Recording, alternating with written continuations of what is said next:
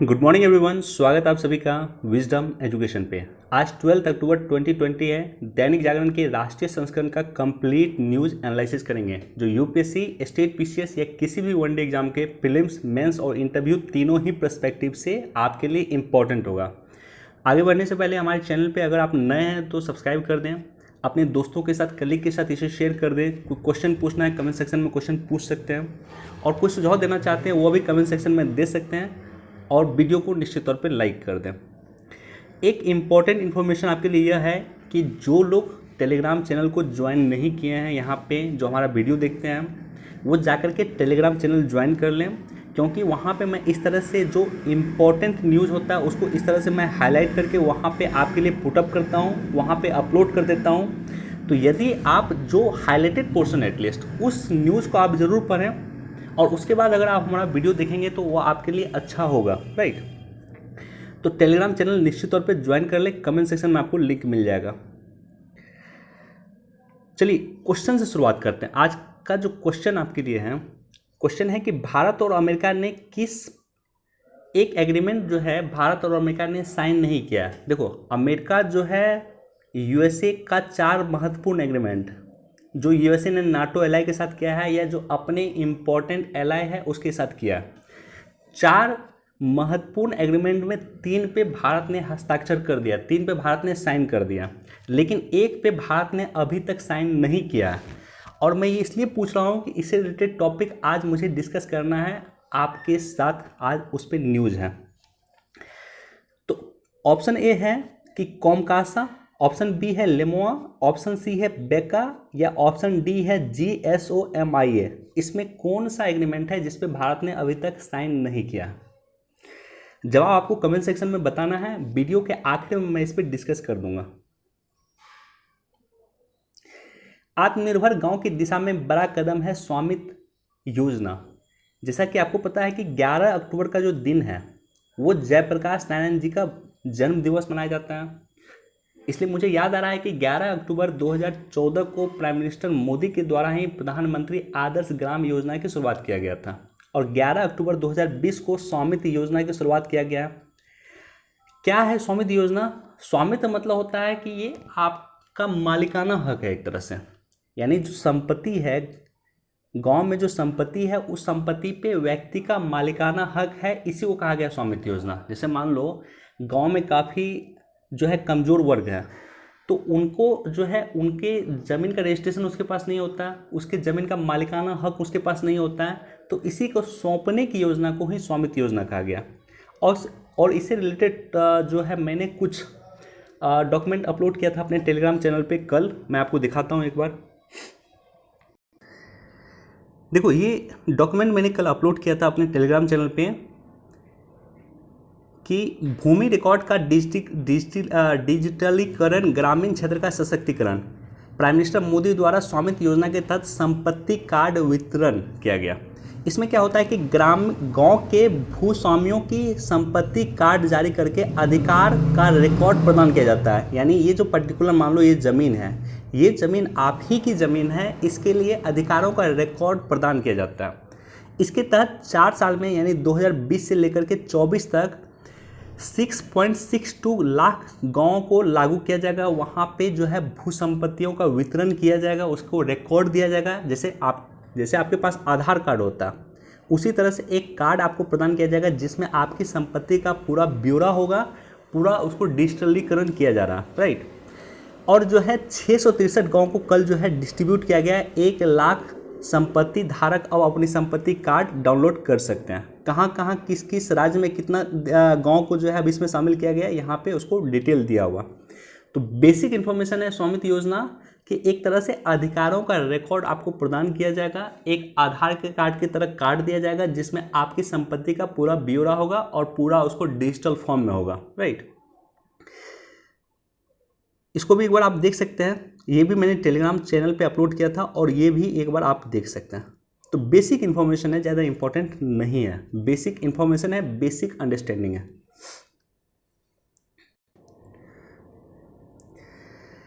Okay, second news जो मैं discuss करने वाला हूँ आपके साथ वो कि संसाधनों के अभाव में प्रभावित हो रही है उपभोक्ता अदालत। उपभोक्ता अदालत संसाधनों के अभाव से प्रभावित हो रही है। क्यों इम्पोर्टेंट है? क्योंकि 2019 में इसमें अमेंडमेंट किया गया था, सरकार ने इसमें संशोधन किया था। देखो यहाँ पे दिया हुआ है, उपभोक्ता संरक्षण अधिनियम 2019 संसद में पारित होने के बाद 20 जुलाई 2020 को लागू हो गया, लेकिन अभी तक ये इम्प्लीमेंट नहीं हो पाया। 2020 में लागू हो गया लेकिन अभी तक इम्प्लीमेंट नहीं हो पाया। तो क्या इसका बेसिक फंडा था? उपभोक्ता संरक्षण अधिनियम का क्या बेसिक फंडा था, उसको हम डिस्कस करते हैं और वो आपके लिए इम्पोर्टेंट है। सबसे पहले केंद्रीय उपभोक्ता मामले तथा खाद्य एवं सार्वजनिक वितरण मंत्रालय ने नियमों को सरल बनाया। तो जो नियम बना हुआ था उस नियम को सरल किया। इससे पहले का उपभोक्ता अधिनियम था 1986, आई गेस 1986 ही था। एक बार आप इसको चेक कर लेना, क्रॉस चेक कर लेना। और 2019 में उसको अमेंड किया गया।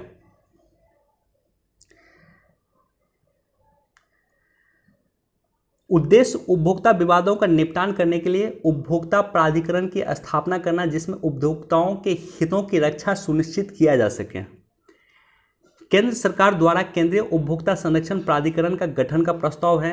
केंद्रीय उपभोक्ता संरक्षण प्राधिकरण के अधिकार क्या दिया गया है? उसको अधिकार दिया गया है कि उपभोक्ताओं के अधिकारों के उल्लंघन और संस्थान की शिकायतों की जांच करना, असुरक्षित वस्तुओं और सेवाओं को वापस लेना, अनुचित व्यापार और भ्रामक विज्ञापन।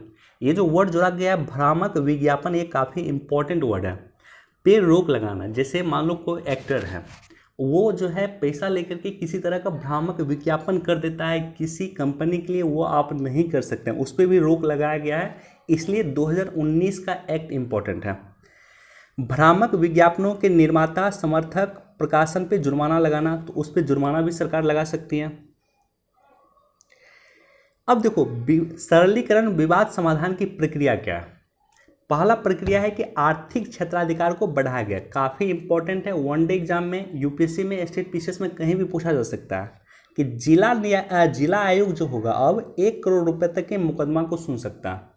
जिला स्तर पे आयोग होगा, राज्य स्तर पे आयोग होगा और देश के स्तर पे आयोग होगा। तो जिला स्तर का जो आयोग होगा 1 करोड़ का मुकदमा सुन सकता है, 1 करोड़ रुपए तक का। पहले ये कम था। राज्य आयोग जो होगा वो 1 से 10 करोड़ तक की मुकदमा को सुन सकती है और राष्ट्रीय आयोग 10 करोड़ से अधिक तक की मुकदमा को सुन सकती है। तीनों ही इंपॉर्टेंट पॉइंट है, याद रख लेना। अगर आप शिकायत करते हैं तो 21 दिन के बाद जो है शिकायत स्वतः ही स्वीकार्य होगा, यानी 21 दिन के अंदर स्वीकार्य हो गया आपकी शिकायत तो ठीक है, अगर नहीं हुआ तो स्वतः ही उसको एक्सेप्ट हो जाएगा आपका जो एप्लीकेशन है, राइट। उपभोक्ता आयोग के संपर्क करने में आसानी, निवास स्थान से फाइलिंग की सुविधा दी गई है। जहां पे आप रह सकते हैं वहीं से आप ई फाइल कर सकते हैं, वहीं से आप कंप्लेन लॉन्च कर सकते हैं। ई फाइलिंग की सुविधा है। सुनवाई के लिए वीडियो कॉन्फ्रेंसिंग सुविधा है, यानी घर से ही आप कंज्यूमर कोर्ट जाने की ज़रूरत नहीं है, घर से ही आप सुनवाई हो सकता है आपका। इसमें एक इम्पॉर्टेंट पक्ष मध्यस्थता का भी किया गया कि एक वैकल्पिक विवाद समाधान तंत्र की भी स्थापना 2019 के एक्ट के माध्यम से किया गया है, ताकि उपभोक्ता फोरम के द्वारा मध्यस्थता की गुंजाइश किया जा सके। यानी जो पक्ष हैं, जैसे मान लो आप कंज्यूमर हो, आपने किसी कंपनी पे केस किया, तो उस कंपनी का रिप्रेजेंटेटिव और आप दोनों मिलकर के मध्यस्थता के माध्यम से मैटर को सॉल्व कर सकते हैं, इसकी गुंजाइश भी किया गया। तो बेसिकली ये सारा का सारा प्रोविजन किया गया था उपभोक्ता संरक्षण अधिनियम 2019 में, राइट। एक बार इसको देख सकते हैं। आरबीआई अपनी रिपोर्ट में कह रहा है कि इकोनॉमी के कोविड पूर्व यानी कोरोना वायरस आने से पूर्व की स्थिति पहुंचने में अभी लंबा समय लगेगा। तो आरबीआई की रिपोर्ट है, एक बार देख सकते हैं इसको। इलेक्ट्रॉनिक वाहनों की खरीद पे अब नहीं देना होगा रोड टैक्स। इंपॉर्टेंट नहीं है, जस्ट इम्पॉर्टेंट आपके लिए यह है कि देश में पहला इलेक्ट्रॉनिक्स नीति लाने वाला राज्य, इलेक्ट्रॉनिक्स वाहन के लिए नीति जो लाने वाला राज्य है, पहला राज्य है वो दिल्ली है, राइट।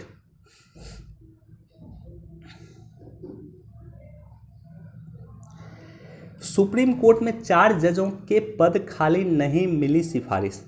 टोटल सुप्रीम कोर्ट में जो जजों की संख्या होती है वो 34 है, राइट।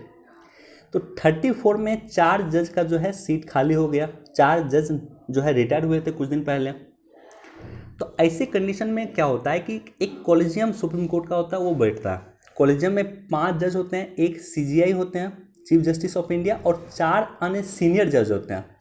तो टोटल 5 जज मिलके जो है डिसीजन लेते हैं कि हमें जो है अब सुप्रीम कोर्ट में हाई कोर्ट के इस जज को प्रमोट करके लाना है, राइट। या मान लो कोई वकील लंबे समय से सुप्रीम कोर्ट में काम कर रहा है तो उसे जज के रूप में प्रमोट करके लाना है, ये कॉलेजियम अपनी सिफारिश करता है। मान लो उन्होंने 3 नाम चूज किया और इस 3 नामों को जो है भेजेगा किसके पास, तो विधि मंत्रालय के पास, लॉ मिनिस्ट्री के पास जाएंगे। और लॉ मिनिस्ट्री अगर उन तीनों नामों को जो है स्वीकृत कर लेता है तो उसके बाद वो 3 जज की नियुक्ति राष्ट्रपति के द्वारा किया जाएगा सुप्रीम कोर्ट के जस्टिस के तौर पे। लेकिन अभी तक कॉलेजियम ही नहीं बैठा, कॉलेजियम नहीं बैठा तो कॉलेजियम ने अपनी सिफारिश जो है लॉ मिनिस्ट्री को नहीं किया है, राइट। तो बेसिक फंडा है, एक बार मैंने इसलिए डिस्कस किया ये आपके साथ।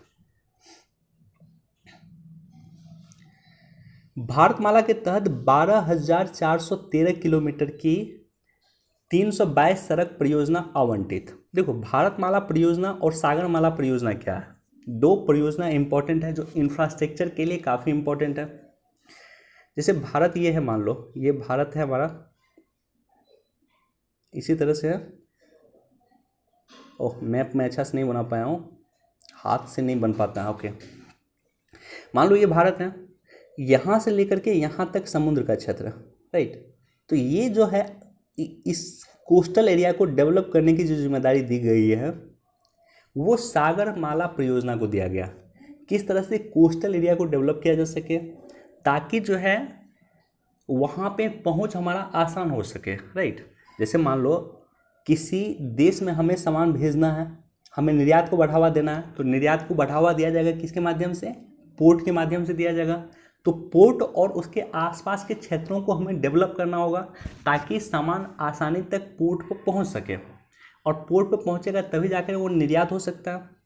तो एक तो ये काम किया गया सागरमाला परियोजना के तहत कि कोस्टल एरिया को डेवलप करने का प्रावधान।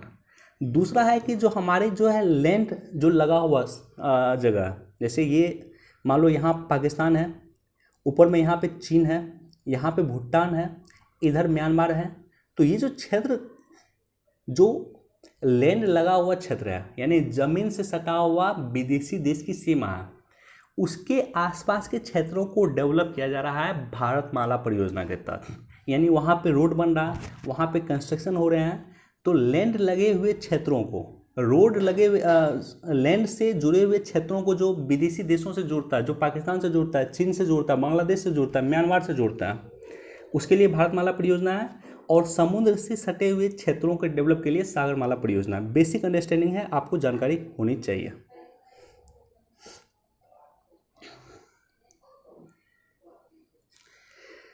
ओके ये काफ़ी इंपॉर्टेंट न्यूज़ है। भारत के 8 समुद्री तटों को ब्लू फ्लैग सम्मान मिला है। कौन कौन से तट है यहाँ पे मैंने हाईलाइट कर दिया है। सबसे पहले तो नाम लिख लेना, ये पूछा जा सकता है आपसे। तो 8 समुद्री तट में गुजरात का जो तट है शिवराजपुर बीच, दीयू का घोगला, हाँ राइट, दीयू का घोगला, शिवराजपुर बीच, ये है गुजरात में। कर्नाटका में है कासरकोड व पुदुबिंद्री। केरल में है कप्पड, ओके। आंध्र प्रदेश में है रुषिकोंडा, बहुत इंपॉर्टेंट कोस्ट है यह रुषिकोंडा, कई बार मैंने भी सुना इसके बारे में। उड़ीसा में है गोल्डन, और अंडमान निकोबार तट है राधानगर तट, ये भी काफ़ी इंपॉर्टेंट है, कई बार मैंने सुना इसके बारे में। तो ये जो टोटल 8 तट है इसको क्या मिला है, ब्लू फ्लैग सम्मान मिला है। किसके माध्यम से मिलता है ब्लू फ्लैग सम्मान? की कार्यक्रम की शुरुआत फ्रांस के पेरिस में हुआ था। चलो मैं डिटेल से डिस्कस करता हूँ। देखो ब्लू फ्लैग जो है उन बीच को दिया जाता है जो बीच जो है स्वच्छ हो, एक तरह से पर्यावरण दृष्टिकोण से सुंदर बीच को जो है उसको दिया जाता है ब्लू फ्लैग। एक अंतर्राष्ट्रीय संगठन है जिसका नाम है FEE। Foundation for environmental education, right.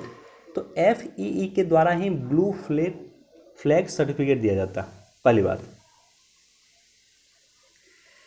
FEE की स्थापना 1985 में फ्रांस में की गई थी और वर्ष 1987 में यूरोप में इसने अपना काम शुरू किया गया था। ब्लू फ्लैग प्रमाण प्राप्त करने के लिए पानी की गुणवत्ता, अवशिष्ट प्रबंधन सुविधा, विकलांगों हेतु अनुकूलता, प्राथमिक चिकित्सा, मुख्य क्षेत्र, पालतू जानवरों को ना पहुंच, 33 मानकों को पूरा करना होता है। इन मानकों में से कुछ स्वैच्छिक और कुछ बाध्यकारी मानक हैं। और ओडिशा का एक तट था जिसका नाम है चंद्रभागा बीच, जिसको पहला ऐसा तट था जिसे जो है भारत का पहला ऐसा तट था जिसे ब्लू फ्लैग सम्मान दिया गया था। अगर 2017 या 18 में दिया गया था। तो उम्मीद करता हूं कि बेसिक कॉन्सेप्ट आपका क्लियर हो गया होगा कि ब्लू फ्लैग सम्मान क्या है। तो ब्लू फ्लैग सम्मान एक इंटरनेशनल ऑर्गेनाइजेशन फी के द्वारा FEE के द्वारा दिया जाता है, जो फ्रांस बेस्ड ऑर्गेनाइजेशन है। और ये बेसिकली होता है जो समुद्री तट होता है, जो बीच होता है, उस बीच के लिए दिया जाता है। बीच कितना आपके लिए सुंदर है, बीच की पानी की गुणवत्ता वहाँ पे कैसी है, साथ ही साथ वहाँ पे अन्य सुविधा कैसी है, अवशिष्ट प्रबंधन कैसा है, इस आधार पे दिया जाता है। तो जो 8 बीच को प्रदान किया गया उसका नाम याद रख लेना।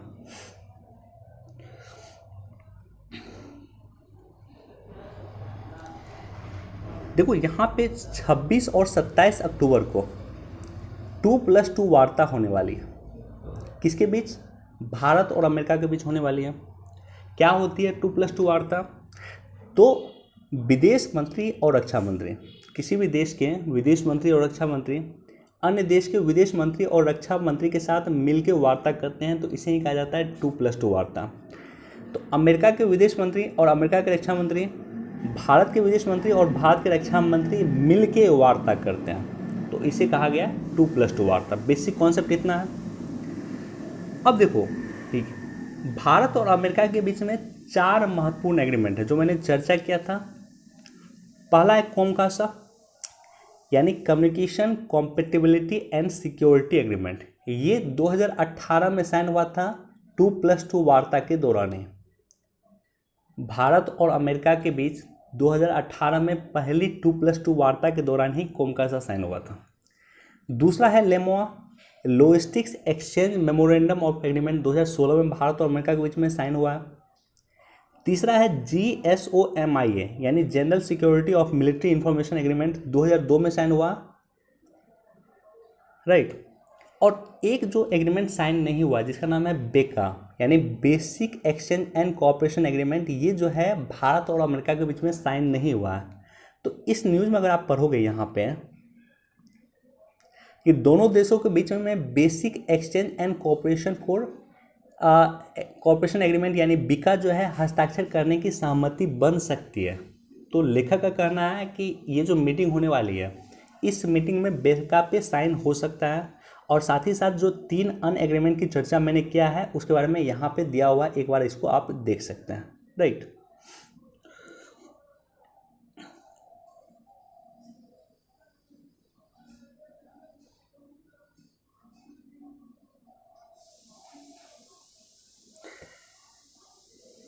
विजया राजेश सिंधिया, राजमाता विजया राजेश सिंधिया,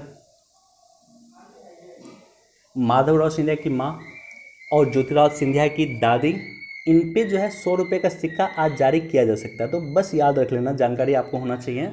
राजमाता सिंधिया या विजया राजेश सिंधिया के याद में जो है उनका 100वां जन्मदिन जो है आज मनाया जा रहा है। हालांकि उनकी मृत्यु हो गई है, लेकिन उनकी 100वें जन्म दिवस की स्मृति पे 100 रुपये का सिक्का जारी किया जा सकता है या जारी किया जाएगा आज।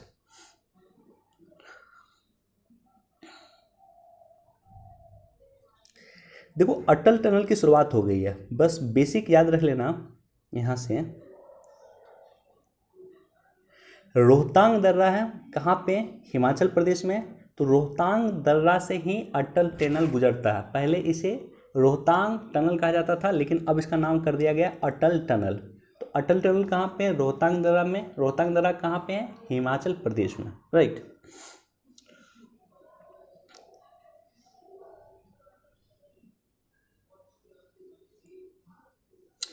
इसको आप खुद से पढ़ सकते हैं, राइट। लोहिया को सुनने का सही समय। लोहिया जी हमारे देश के महान समाजशास्त्री रहे हैं, उसके बारे में एक आर्टिकल लिखा हुआ है केसी त्यागी जी का, जो जदयू के प्रवक्ता हैं। तो इसको भी एक बार आप देख सकते हैं, जानकारी के लिए देख सकते हैं। इंपॉर्टेंट नहीं है लेकिन जानकारी होनी चाहिए। केवल कानून बनाना ही उपाय नहीं, एक बार इसको भी आप पढ़ सकते हैं। लेकिन देखो, महिला की जो उत्पीड़न देश में हो रहा है और इसके समाधान का कई सारे तरीका निकाला जा सकता है, लेकिन सिर्फ कानून बनाना ही समाधान हो ऐसा मुझे भी नहीं लगता। ये आर्टिकल में भी दिया हुआ है और ऐसा मुझे भी नहीं लगता है कि सिर्फ कानून बनाने से जो है महिला उत्पीड़न को रोका जा सकता है। तो अन्य भी चीज़ें इम्प्लीमेंट करने की ज़रूरत है। कभी एडिटोरियल आएगा तो हम उस पर डिटेल से डिस्कस करेंगे। ओके, आज जो मुझे डिस्कस करना है वो आत्मनिर्भरता से संभव रक्षा क्षेत्र में बदलाव, इसको डिस्कस करना है और काफ़ी डिटेल में हम डिस्कस करेंगे। लेकिन जब आप ये एडिटोरियल पढ़ोगे तो ये जो शीर्षक दिया हुआ है कि आत्मनिर्भर से संभव रक्षा क्षेत्र में बदलाव, इस शीर्षक से संबंधित न्यूज इसमें नहीं दिया हुआ है, इसमें चर्चा नहीं की गई है, बस 2-4 पॉइंट का चर्चा किया गया। लेकिन हमारे पास जो अपना कंटेंट है, राइट, उसके आधार पर हम डिस्कस करेंगे कि किस तरह से रक्षा क्षेत्र में आत्मनिर्भरता के लिए सरकार क्या क्या कर रही है, जो आपके एग्जाम पर्सपेक्टिव से काफ़ी इंपॉर्टेंट होगा। भारत अपनी रक्षा जरूरत का 60% आयात करता है, 60% आयात करता है, महज 40% या उससे भी कम भारत निर्माण करता है। विश्व का दूसरा सबसे बड़ा आयातक भारत है। पहले विश्व का पहला आयातक, सबसे बड़ा आयातक भारत हुआ करता था, लेकिन अभी सऊदी अरब सबसे अधिक सामान को आयात करता है, सबसे अधिक रक्षा उपकरण को आयात करता है। इसलिए पहला नंबर पे अभी सऊदी अरब चला गया, दूसरा नंबर पे इंडिया है। सिप्री की रिपोर्ट है यह, तो सिप्री की रिपोर्ट के अनुसार 16.75 बिलियन डॉलर के आयात के साथ ही भारत 2014 से 19 के बीच में विश्व का दूसरा सबसे बड़ा रक्षा उपकरण आयातक देश बना, राइट। अब देखो सरकार के क्या प्रयास किया। कुछ समय में पहले हमने डिस्कस किया था, आज से 1 महीना पहले, कि सरकार ने 101 रक्षा उपकरणों के आयात पे रोक लगा दिया है।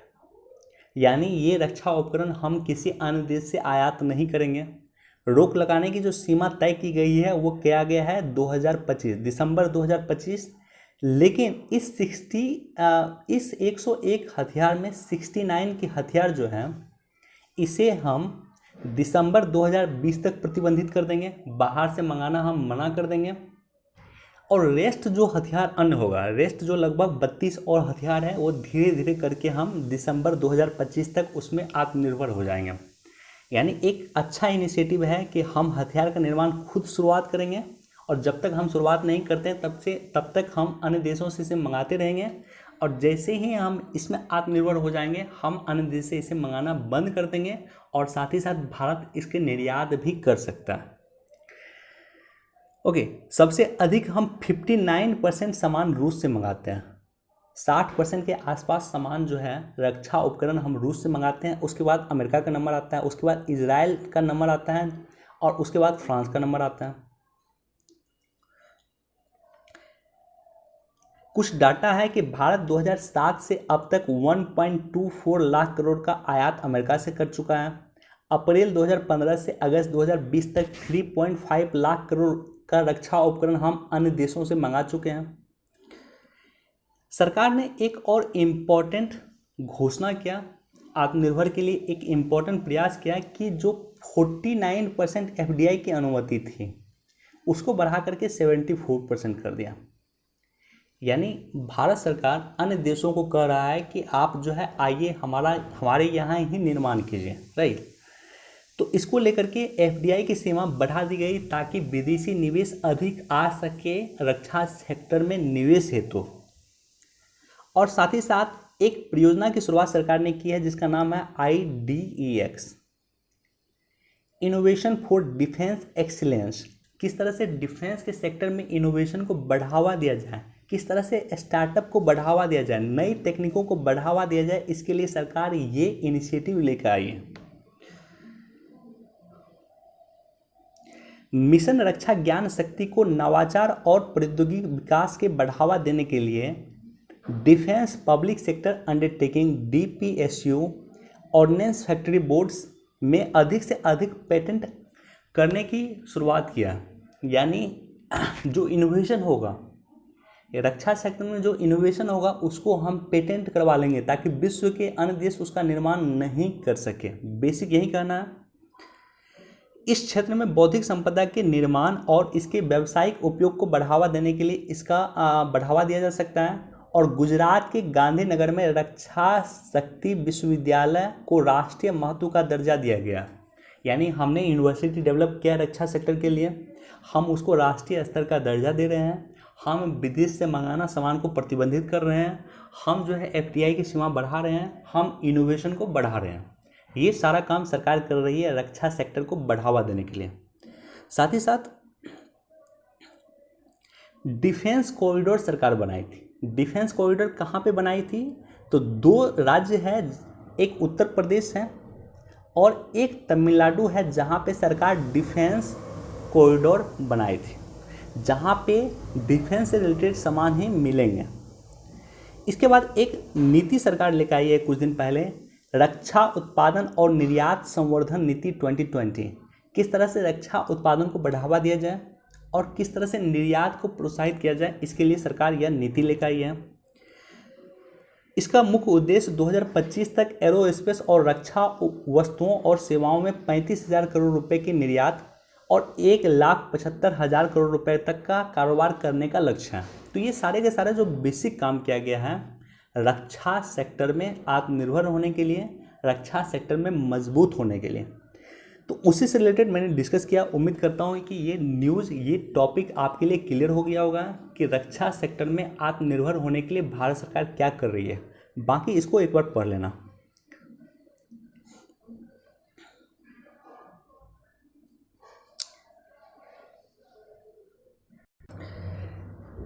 ऊर्जा संकट के समाधान की राह।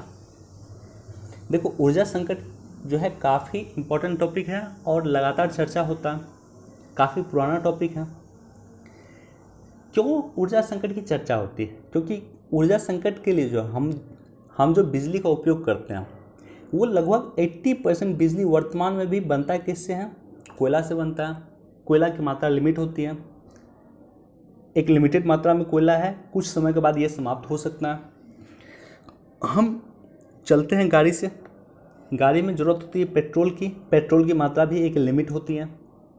तो ऐसी कंडीशन में हमें ऊर्जा संकट के समाधान की दिशा में काम करने की ज़रूरत है। तो इसके लिए एक प्रयास किया जा रहा है विश्व के देशों के द्वारा, रिन्यूएबल एनर्जी को बढ़ावा दिया जाए, सौर ऊर्जा को बढ़ावा दिया जाए, ज्वारीय ऊर्जा को बढ़ावा दिया जाए, विंड एनर्जी को बढ़ावा दिया जाए, जल विद्युत को बढ़ावा दिया जाए। तो ये सारे के सारे जो है नवीकरणीय ऊर्जा है, यानी धरती पे इसका जो है भरपूर स्रोत है।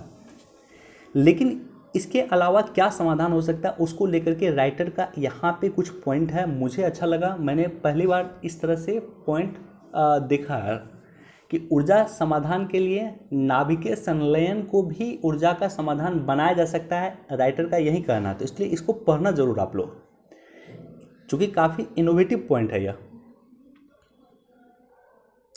देखो, राइटर का कहना है कि नाभिकीय संलयन जो है ऊर्जा संकट का समाधान हो सकता है। क्यों? क्योंकि सूर्य की जो ऊर्जा है वो नाभिकीय संलयन पे आधारित है, तारे की जो ऊर्जा है वो नाभिकीय संलयन पे आधारित है।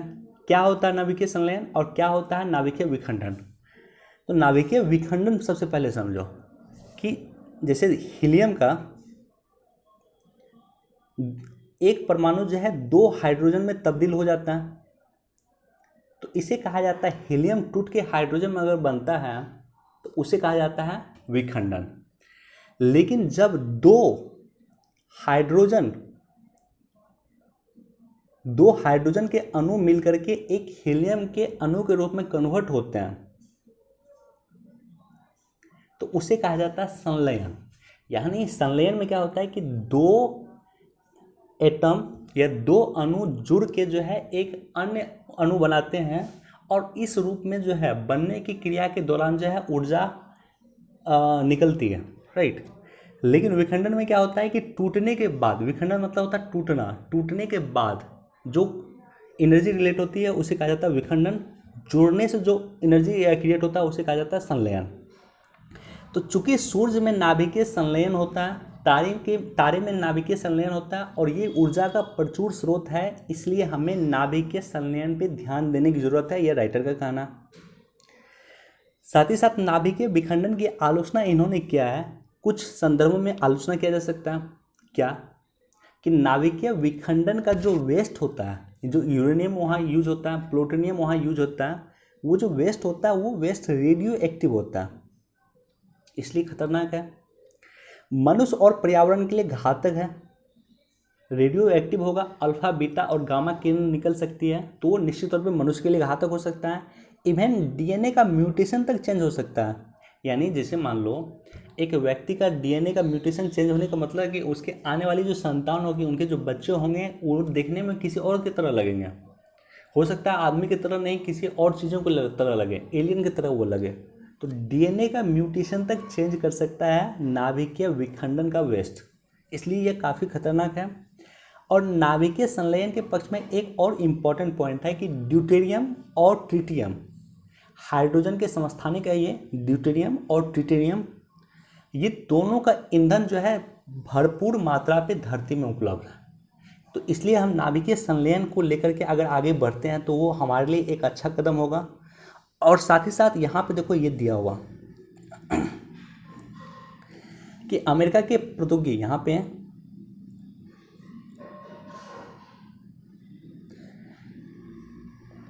अमेरिका के प्रौद्योगिकी संस्थान MIT ने निजी स्टार्टअप कॉमनवेल्थ फ्यूजन सिस्टम के सहयोग से स्पार्क नाम का एक छोटा नाभिकीय संलयन जून 2019 में बनाने की शुरुआत करने की घोषणा किया है, जो 2035 तक बिजली उत्पादन शुरू कर सकता है। यानी अमेरिका जो है इस दिशा में कदम बढ़ा चुका है। 2021 तक जो है नाभिकीय संलयन से संबंधित रिएक्टर आ जाएगा, जो 2035 तक जो है बिजली उत्पादन करना शुरू कर देगा। तो मुझे लगता है कि भारत को भी इस दिशा में कदम बढ़ाना चाहिए। नाभिकीय संलयन एक फ्यूचर हो सकता है और इस पर भी भारत सरकार को काम करने की ज़रूरत है। एक बार इसको देख सकते हैं, देखो FPI ने अक्टूबर में किया 1086 करोड़ का शुद्ध निवेश। FPI फॉरेन पोर्टफोलियो इन्वेस्टमेंट, दो इन्वेस्टमेंट होती है, एक होता है FDI और एक होता है FPI। FDI क्या होता है? फॉरेन डायरेक्ट इन्वेस्टमेंट होता है, यानी किसी कंपनी में अगर आपको निवेश करना, मान लो अमेरिका की कंपनी फेसबुक अगर इंडिया के जियो में अगर निवेश कर रही है तो डायरेक्टली निवेश करेगी। डायरेक्टली निवेश का मतलब होता है कि जो है कंपनी का कुछ शेयर भी वो मिलेगा उन्हें, राइट, कंपनी का कुछ शेयर मिलेगा। लेकिन FPI क्या होता है? ये डायरेक्ट इन्वेस्ट करके नहीं करके ये पोर्टफोलियो इन्वेस्टमेंट होता है। यानी अमेरिकी कंपनी अगर फेसबुक मान लो गूगल में जियो में इन्वेस्ट करना चाहती है तो वो जियो का कुछ शेयर परचेज कर लेगी। जियो के कुछ शेयर परचेज करने की जो प्रक्रिया है इसको कहा गया है पोर्टफोलियो इन्वेस्टमेंट। यानी अगर FDI होगा तो किसी कंपनी में निवेश अगर होगा, मान लो इंडिया में अगर FDI आता है, किसी कंपनी में निवेश होता है तो वो जो है ज़्यादा अच्छा है क्योंकि वो डायरेक्ट इन्वेस्टमेंट होता है। लेकिन FPI अगर आता है तो वो डायरेक्ट इन्वेस्टमेंट नहीं है, वो शेयर के माध्यम से आप में निवेश किया गया आपकी कंपनी में, यानी जब चाहें आप अपना शेयर जो है निकाल सकते हैं उस कंपनी से। लेकिन FDI में ऐसा नहीं है। FDI में अगर कंपनी चाहेगी तो इमीडिएटली पैसा विड्रॉल नहीं कर सकती है, लेकिन FDI में ऐसा है, इसलिए FPI से बढ़िया FDI को माना जाता है। देखो यहाँ पे लिखा हुआ है कि FPI किसी व्यक्ति या संस्था के द्वारा किसी दूसरे देश की कंपनी को दिया जाने वाला निवेश है जिसके तहत संबंधित कंपनी के शेयर या बॉन्ड खरीदार उसे ऋण उपलब्ध कराता है, राइट।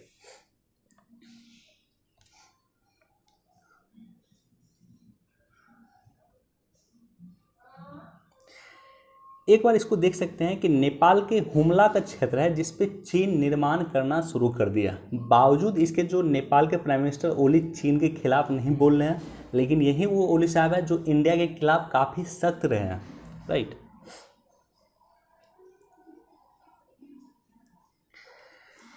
बस वनडे एग्जाम के लिए पूछा जा सकता है कि भारतीय अमेरिकी श्रीकांत दातार हार्वर्ड बिजनेस स्कूल के नए डीन नॉमिनेट किए गए हैं। तो ये आपको याद रखना है, भारतीय मूल के अमेरिकी हैं श्रीकांत दातार, जो हार्वर्ड बिजनेस स्कूल के नए डीन नॉमिनेट किए गए हैं।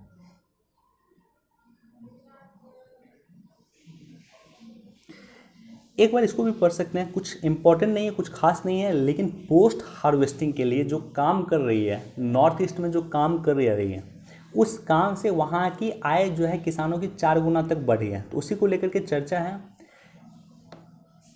आपके एथिक्स में काम दे सकता है, ऐसे लिखने में काम दे सकता है। तो ये जानकारी के लिए इंपॉर्टेंट है आपके लिए। देखो, एक किताब में होगा सभी औषधीय गुण वाले पौधे का ब्यौरा। कौन तैयार कर रहा है? तो यूनेस्को तैयार कर रहा है। यहाँ पे दिया हुआ एक ऐसा किताब जिसमें जितने भी पौधे हैं उसके क्या औषधीय गुण हैं, उसको तैयार करने का काम यूनेस्को कर रही है, जिसमें भारत के 1500 पौधे को शामिल किया गया। क्या भारत सरकार ने इस तरह का काम किया है? तो बिल्कुल, भारत सरकार ने 1948 में ही इस तरह का संकलन किया है कि भारत में जितने इम्पॉर्टेंट पेड़ पौधे हैं जिससे औषधि बन सकती है, उसका एक अलग से संकलन भारत सरकार ने तैयार कर लिया है, और ये काम अब यूनेस्को कर रहा है। इसरो के मानव मिशन में अहम प्रणालियों के होंगे कई बैकअप। सबसे पहले याद रखना कि इसरो का मानव मिशन जो है 2022 में होगा, और 2022 से पहले इसरो का टोटल 3 मिशन है मानव मिशन। तो 3 मिशन में 2 मिशन जो है मानव रहित मिशन है और एक मानव सहित मिशन है।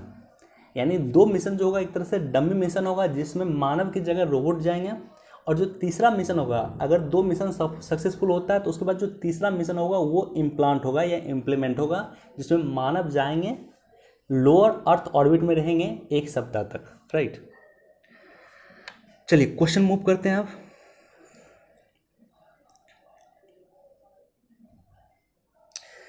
देखो, क्वेश्चन पे ऑलरेडी हमने डिस्कस कर लिया, लेकिन इसका आंसर क्या है? इसका आंसर है सी, बेका पे साइन नहीं हुआ है जो 2+2 वार्ता में साइन हो सकता है। तो ऑप्शन सी इसका बिल्कुल सही आंसर है। तो चलिए, वीडियो देखने के लिए बहुत बहुत धन्यवाद। अपने दोस्तों के साथ, कलीग के साथ निश्चित तौर पे इसे शेयर कर दें, वीडियो को लाइक कर दें। Thank you.